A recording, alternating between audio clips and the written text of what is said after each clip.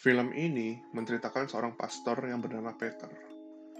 Dia dipanggil warga untuk melakukan pengusiran setan. Malam itu, Peter harus melakukan pengusiran setan kepada seorang suster yang bernama Magali.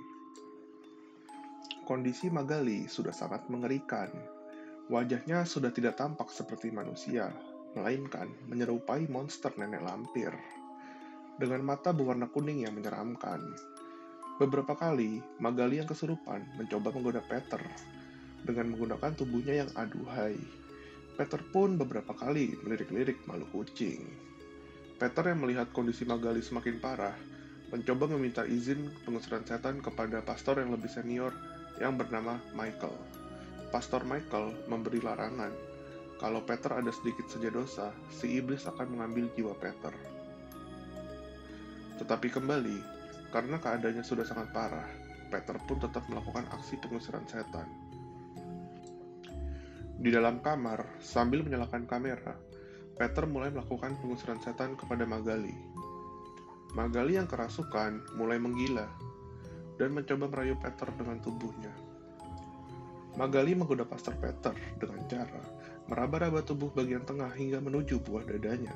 Bahkan, Magali sempat meraba-raba vaginanya hingga mencapai orgasme di depan pastor Peter. Peter yang beberapa kali terlihat tidak yakin, akhirnya dapat membuat Magali terbebas. Setelah iblis tersebut meninggalkan tubuh Magali tanpa Peter sadari, Peter juga terbawa suasana dan sangeu kepada Magali. Hingga akhirnya, Pastor Peter pun mencium bibir serta meraba tubuh Magali. Meski sempat berhasil menghentikan perbuatannya kepada Magali, Pastor Peter tidak menyadari bahwa iblis yang telah merasuki tubuh Magali kemudian berpindah ke tubuh Pastor Peter melalui sebuah celah. Celah itu adalah rasa sangeu Pastor Peter kepada Magali yang dimanfaatkan oleh iblis yang merasuki Magali untuk berpindah ke tubuh Pastor Peter. 15 tahun pun berlalu. Peter pun menjadi pastor kesayangan di gereja dan lingkungannya. Peter juga berperan aktif membantu warga sekitar. Tak sedikit warga menganggap Peter sebagai santo, karena telah berhasil mengusir iblis biadab dari seorang suster.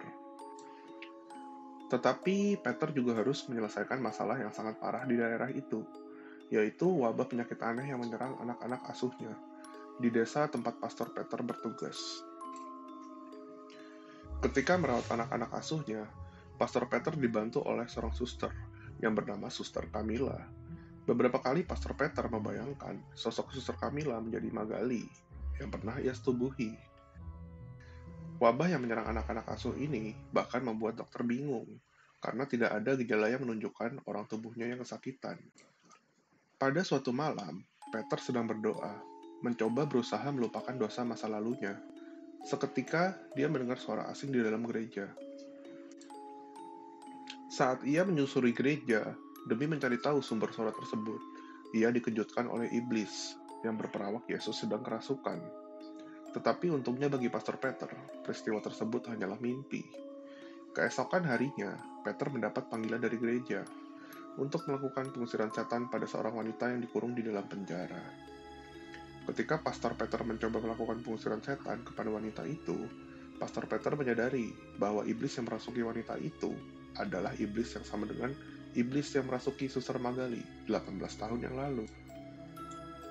Misteri pun mulai terbuka perlahan-lahan. Magali yang sudah lama meninggalkan kehidupannya menjadi suster kembali menemui Peter.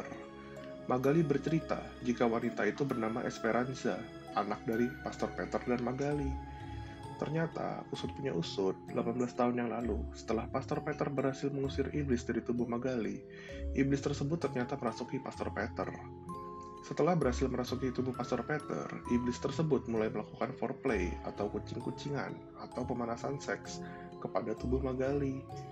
Setelah puas melakukan pemanasan, Pastor Peter yang kerasukan mulai melakukan penetrasi ala salah satu judul film Warkop, yakni maju kena, mundur kena, sampai akhirnya cairan kecebong Pastor Peter berhasil membuahi rahim dari Magali. Dengan ini, Peter semakin membulatkan tekad untuk menyelamatkan Esperanza. Tetapi Peter tidak bisa melakukan ini sendirian. Dia pun meminta bantuan kepada pastor seniornya yang bernama Michael. Di malam harinya, Peter sempat mengaku dosa kepada Michael. Peter menjelaskan tragedi yang menimpa dirinya saat melakukan pengusiran setan kepada Magali beberapa tahun yang lalu. Michael pun bercerita kalau iblis yang merasuki Magali saat itu bernama Balban, iblis yang pernah mencoba merayu Yesus untuk melakukan dosa.